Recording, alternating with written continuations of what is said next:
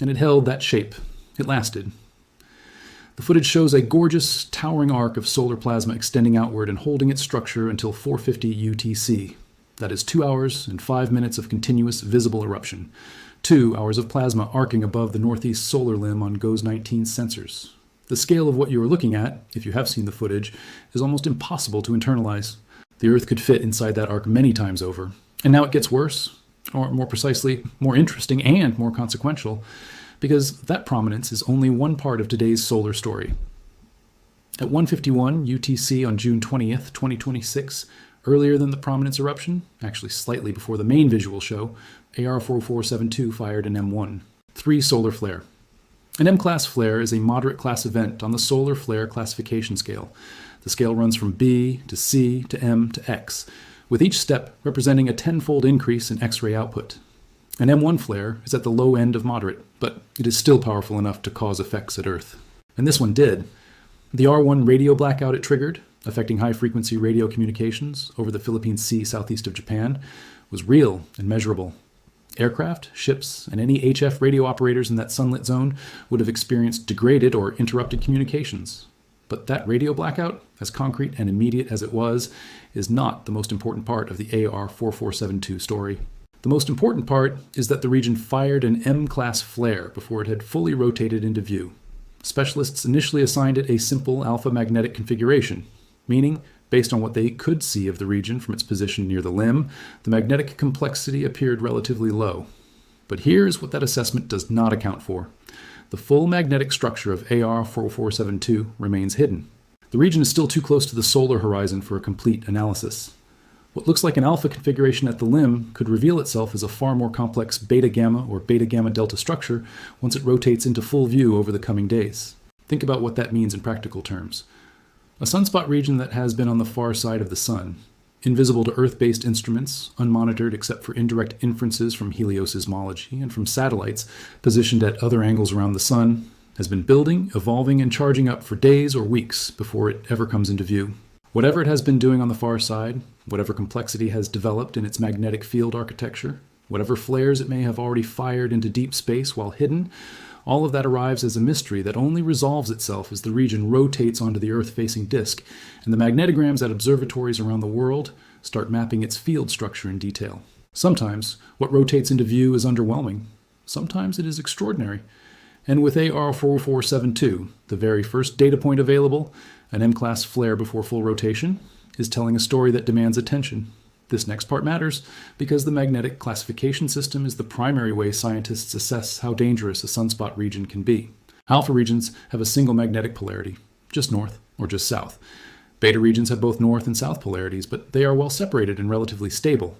Beta-gamma regions have mixed polarities beginning to intermingle. And beta-gamma-delta regions, the most dangerous classification, have north and south polarities dangerously intermingled in a single spot group, creating the conditions for the most explosive, most powerful X-class solar flares. When a region that enters view-firing M-class flares turns out to carry beta-gamma-delta complexity, what follows can be extraordinary. History is full of exactly these moments. An active region rotates over the limb. It fires early flares. Scientists wait for more of it to come into view. And then the magnetogram data comes in, and the complexity becomes visible, and the classification jumps from beta to beta-gamma-delta, and the forecast probability for major flares jumps from single digits to 50, 60, 75%. And sometimes the region delivers, and when it does, the consequences for Earth can range from spectacular auroral displays to significant disruptions of satellite operations, GPS precision, power grid stability, and high-frequency radio communications across entire hemispheres. Most people are missing the context that makes AR4472 worth watching this week, because this newcomer is arriving during a period when the rest of the Earth-facing solar disk is remarkably quiet. As of today, June 20th, 2026, the Sun's Earth-facing side shows only 4 numbered active regions. AR4470 in the northeast, which has been the lead flare producer over the past several days, fired 4 of the 8 total flares in the 24-hour period, ending at 11 UTC today. The remaining numbered regions are all magnetically simple, alpha or beta configurations, with low individual risk. Current official forecasts from NOAA's Space Weather Prediction Center have M-class flare probability at just 15% for today, and X-class flare probability at just 1%. But that assessment was made before AR4472 fully factored in. And NOAA analysts themselves noted explicitly that once this region rotates further into view, forecasters expect to reassess. The numbers will likely change. The question is in which direction they change and by how much. And here is why this is serious in ways that extend well beyond the immediate days ahead.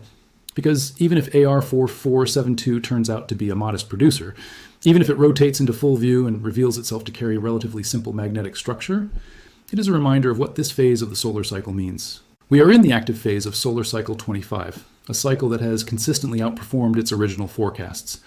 Analysts who predicted a mild solar maximum have had to revise their projections repeatedly as the sun has delivered cycles of intense activity. The May 2024 geomagnetic storms, which produced the most extreme space weather event in about 2 decades, reaching G5 on the NOAA geomagnetic storm scale and producing visible auroras as far south as Florida, Texas, and the Caribbean, came from an active region that was similarly building its energy profile as it rotated into view. Do you live in North America, Europe, Asia, or anywhere on the surface of this planet? Then what your star did in the hours before dawn today, Saturday, June 20th, 2026, matters to you. Not because the eruption hit Earth, it did not, but because of what is now rotating into direct view of this planet, because of what fired an M-class flare this very morning before scientists could even fully see it, and because of what is sitting behind the solar horizon right now, building energy, spinning slowly toward the bullseye position that would put a direct shot aimed straight at every satellite, every power grid, every GPS system, every undersea internet cable, and every human being who depends on the invisible infrastructure of modern civilization.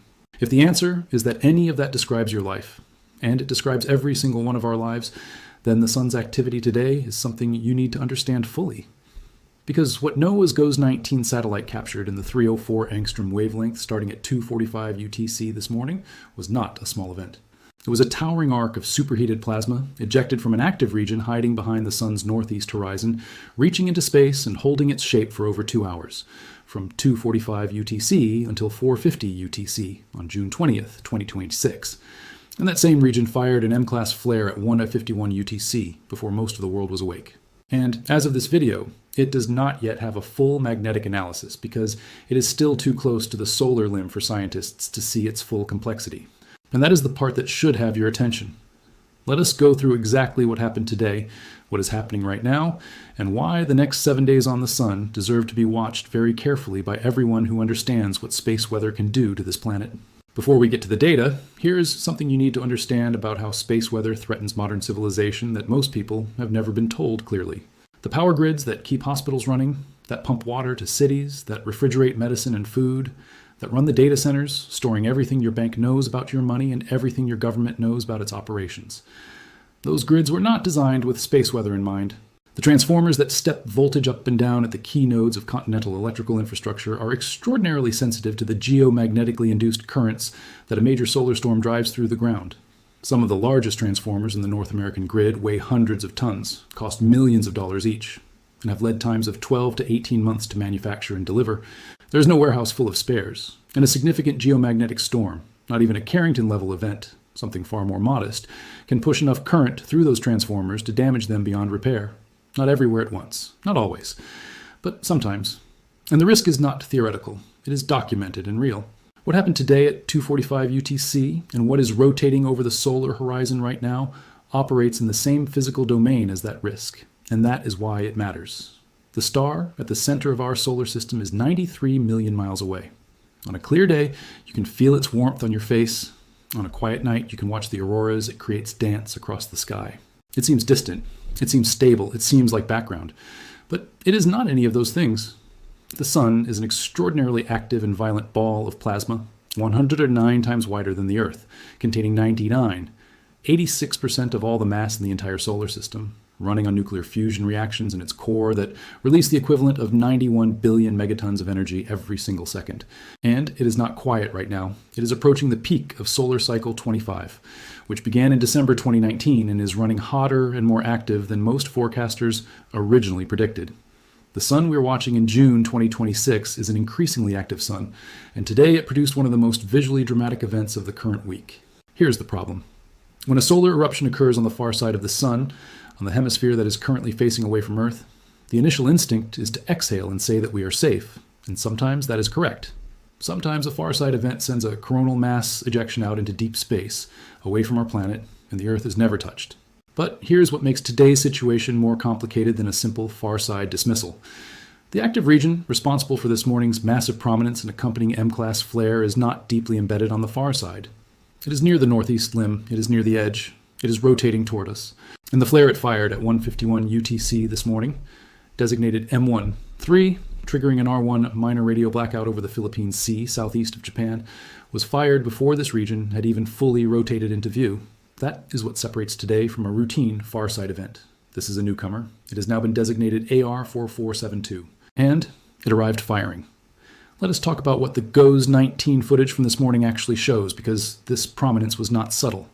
GOES-19, which is NOAA's most advanced geostationary operational environmental satellite, carries the Solar Ultraviolet Imager, the SUVI instrument, which observes the sun continuously in multiple extreme ultraviolet wavelengths. The 304 angstrom channel, which is what captured this morning's event, is particularly sensitive to the sun's chromosphere and to prominences, those enormous arcs of cooler, denser plasma that can hang suspended above the solar surface, held in place by the sun's magnetic field like loops of luminescent gas frozen in place above the photosphere. When a prominence erupts, that suspended plasma breaks free of its magnetic cage and launches outward into space. What GOES-19 captured at 2:45 UTC was a massive prominence eruption rising above the sun's northeast horizon, above the limb, towering visibly above the edge of the solar disk, even though the region driving it was on the far side. AR136664, the region responsible for those May 2024 storms, produced multiple X-class flares and launched a series of coronal mass ejections that arrived at Earth in a rapid succession, compounding their impact and driving the KP index to 9, the maximum value on the scale. But before the May 2024 storms, there was a benchmark event that engineers and grid operators had been studying for decades.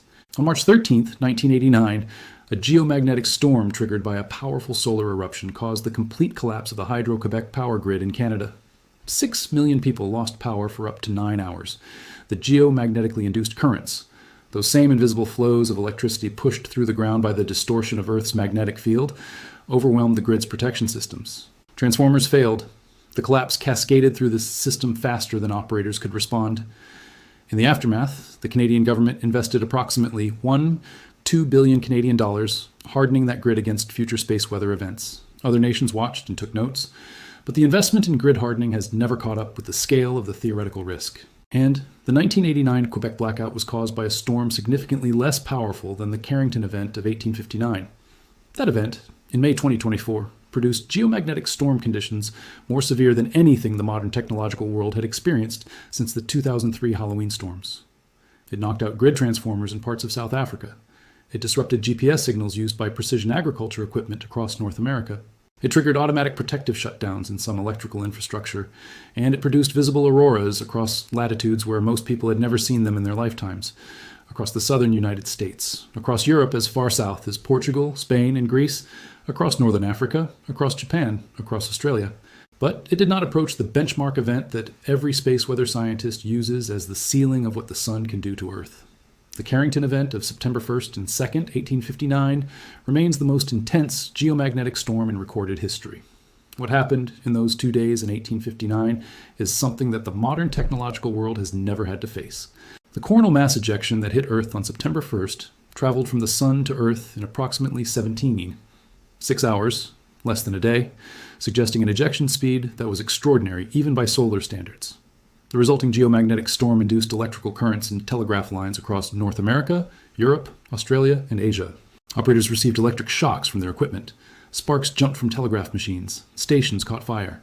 And 2 telegraph operators in the northeastern United States held an extended conversation over wires that had been completely disconnected from their batteries.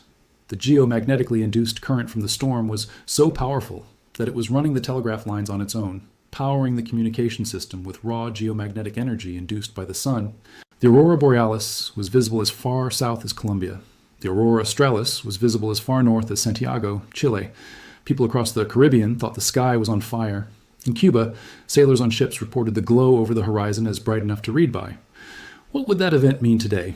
Scientists, engineers, and risk analysts have modeled it extensively. A Lloyd's of London risk model estimates that a storm of Carrington-level intensity hitting Earth today could cost the United States alone up to $6 trillion in economic damage.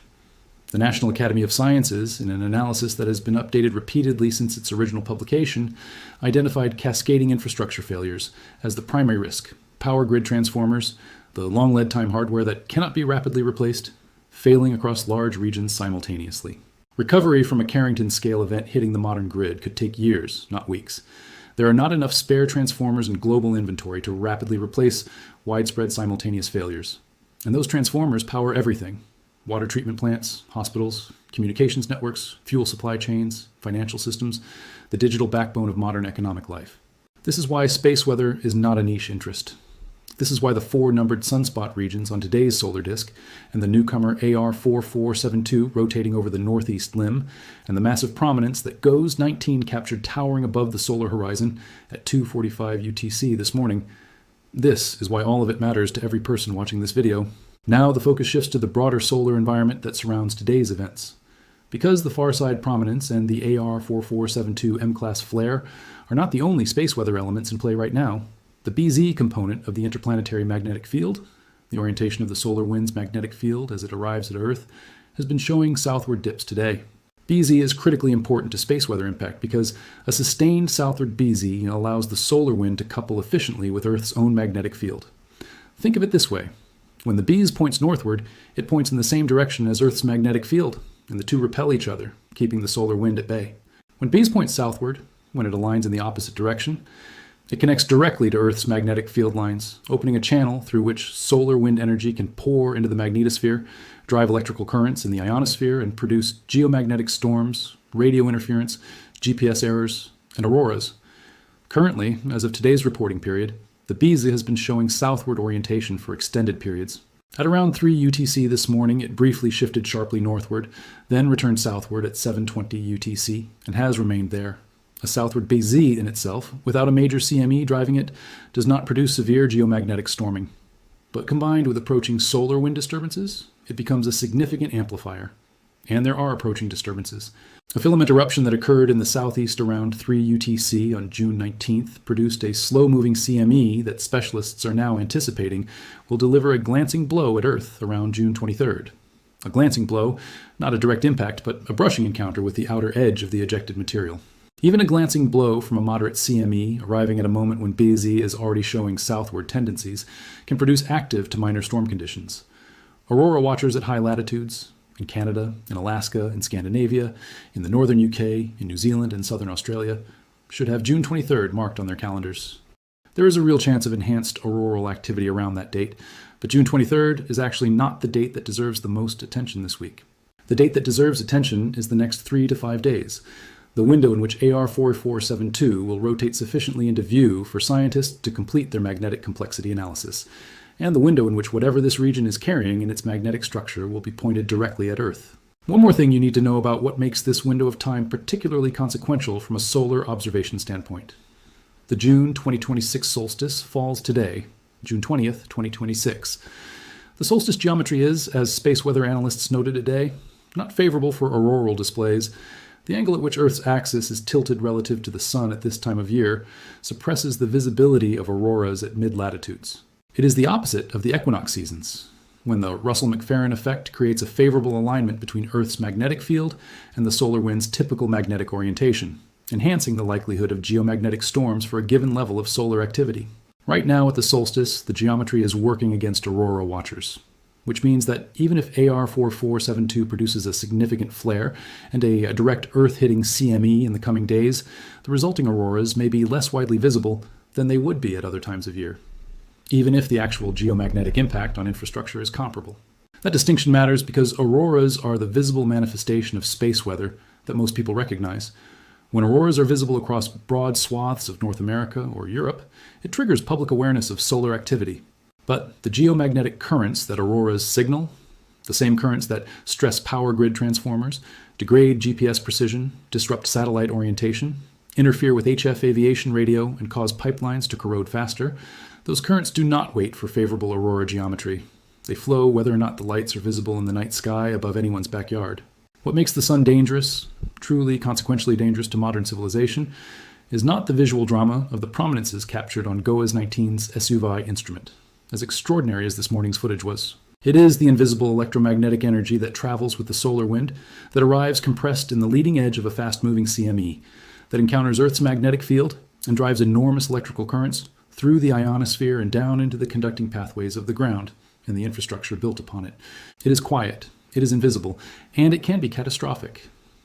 Researchers who have studied the Carrington event specifically have noted that ice core samples from Greenland confirm it was at least twice as powerful as any other solar storm in the previous 500 years. But those same researchers have found evidence in ice cores and historical records for events of similar or even greater severity stretching back centuries. The Sun has done this before, not once, repeatedly. The Carrington event was extraordinary in the context of the written technological record, but in the context of the Sun's full behavior across centuries, it was not unique. And scientists at Nagoya University in Japan, who have studied these historical records extensively, have said plainly that Carrington-level events may occur far more frequently than the once-in-a-century framing that most people have heard. AR4472 is not the Carrington event. What happened at 2:45 UTC today, that enormous prominence arcing off the northeast solar limb, towering into space and holding its shape for 2 hours and 5 minutes on GOES 19's cameras, was not a history-defining catastrophe aimed at Earth. It was a far-side event. The CME associated with it, if any significant CME was produced, is almost certainly not heading toward this planet. The M1. 3 flare, real as it was and disruptive as it briefly was for HF communications over the Philippine Sea, was at the lower end of the moderate class. But what AR4472 does as it rotates into full view this week has not been decided yet. Its magnetic complexity has not been fully mapped. Its peak X-ray output for this solar rotation has not been produced yet. And the question of what it is carrying, what is wound up in the magnetic field structure of those sunspots that are still, right now, still mostly hiding behind the solar limb, is a question that the instruments of the world's space weather monitoring networks are working to answer in real time. The Sun rotates once every 27 days from Earth's perspective. In the next 3 to 4 days, AR4472 will have rotated far enough onto the Earth-facing disk for scientists to complete their magnetic analysis. Whatever that analysis reveals will set the space weather forecast for the week. If the region turns out to be magnetically simple, if the alpha configuration holds as more of it comes into view, then the risk diminishes. If the magnetogram shows complexity building, polarities intermingling, the kind of stressed magnetic structure that produces the largest flares, then the risk escalates. NOAA's space weather. Prediction Center is watching. The European Space Agency's Space Weather Division is watching. The UK Met Office Space Weather Service is watching. And they have already said it themselves this morning. AR4472 is one to watch. Today is the summer solstice, the longest day of the year in the northern hemisphere. The sun is at its highest arc across the sky for anyone living north of the equator. Children are outside. Families are gathering.